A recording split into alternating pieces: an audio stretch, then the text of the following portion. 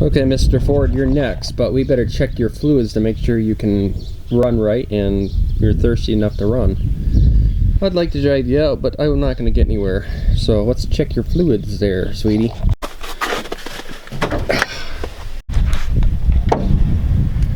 Oh, that's right. I wonder if it would start though. I hate to mess with it. We got an issue here. You see this thing here, this gold thing? That's the fuel filter housing with the water separator and all that stuff. The thing is here, it's got a fuel leak, and it's been this way for about 2 to 3 years. And I think what happens is why it won't start and why it won't run good is because it's sucking air into the fuel lines and it's got a leak. And when it leaks, diesels do not like you know, air in the lines, or a diesel leak in general. So therefore, if you're pushing it, trying to start it, and she's trying to start, she's not firing on all cylinders, not getting the feel right, and injectors in these diesels do not like it that way.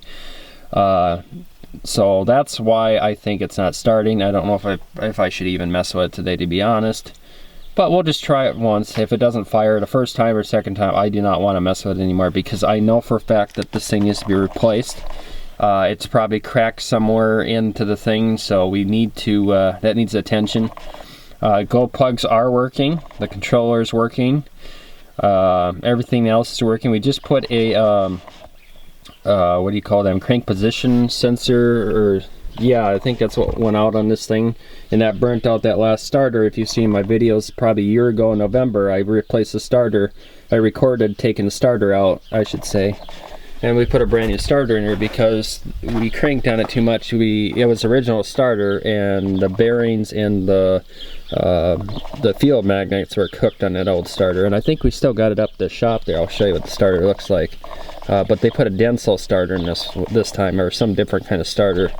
And we did put a new alternator in it, so everything's pretty good. The relay's working good here. This is working. We tested that, so everything's working for the glow plugs. But I think that fuel filter housing is the big bad issue why it's not starting. So we said we're going to check the fluids to make sure she has oil. She has fresh oil. Everybody says, well, you got to change fresh oil on it. Well, it just was changed before it was parked here. Fresh Rotella T synthetic oil, fully for diesel oil, Rotella T heavy duty oil. And you know, that's the problem too. Another thing. When you start it in the winter time with that thick heavy-duty synthetic oil, the starter has to work harder to start it, and you know, that's not a good thing either for these old diesels. Now that's the #1 reason probably why it won't start either, because the oil's so thick in here, and therefore I don't have the block heater plugged in, so that way it causes more problems for it to start too, if you get what I mean. I've had a lot of people message me and say, hey, it's this and that, and it's not. We have totally redone through the engine when we got it. We got it fairly cheap. Like I said, none of the stuff on this vehicle, or on this farm, is for sale, I should say. But anyway, besides the point, I videotaped this for you guys just to show some things and show you ideas of what it could be. I don't know if I should start, like I said, having the thick oil in there. It's so hard on that starter, and the batteries are probably not very good. You know, they're put in 2013, 2014. These batteries are crap. They're America Start. They have been junk in there since we've had them. But besides looking at the negative wire, they look like they need to be cleaned and stuff. Cranking amps at 32 degrees 1000. I doubt it has that anymore. These batteries have been in there for quite a while. Cold cranking amps 850, which would normally be starting with 2 batteries here. Amero starts, as you see there. This thing has an antifreeze leak here. We accidentally leaned on that plastic thing and broke off the radiator. So that's another reason why I do not want to run it too long. You can't run any vehicle too long without any coolant. But it has coolant in the system. It's just low. It's in there though.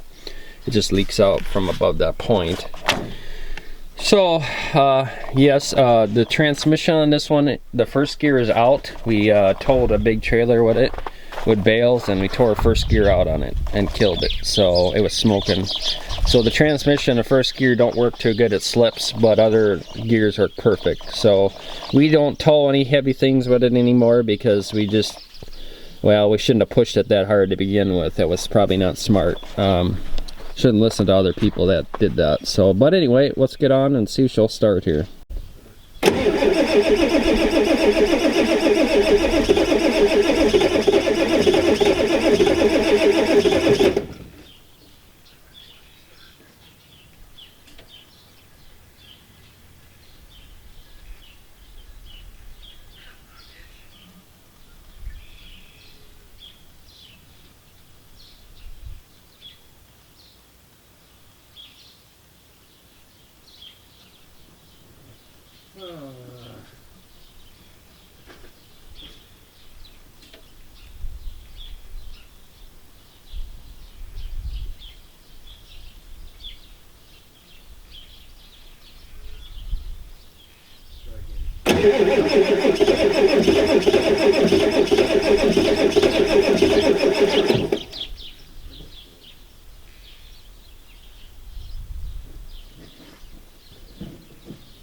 No, batteries are shot. Oh boy, somebody grounded some gears. No, unfortunately guys, I think the fuel, well, it is smoking. I think it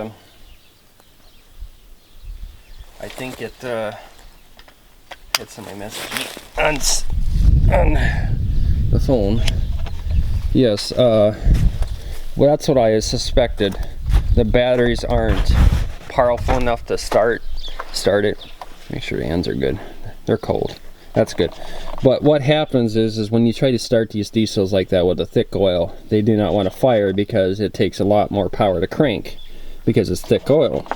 So when you're trying to do that, the batteries are weak probably.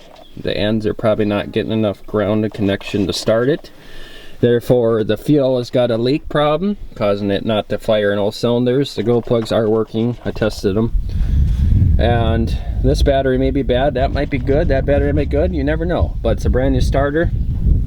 It's not very old. Alternator is brand new, but that doesn't have nothing to do with cranking. But like I said, that's probably the reason why she won't start. I knew it wouldn't start today. It has nothing to do with being a Ford. To be honest, it is something to do with how thick the oil is.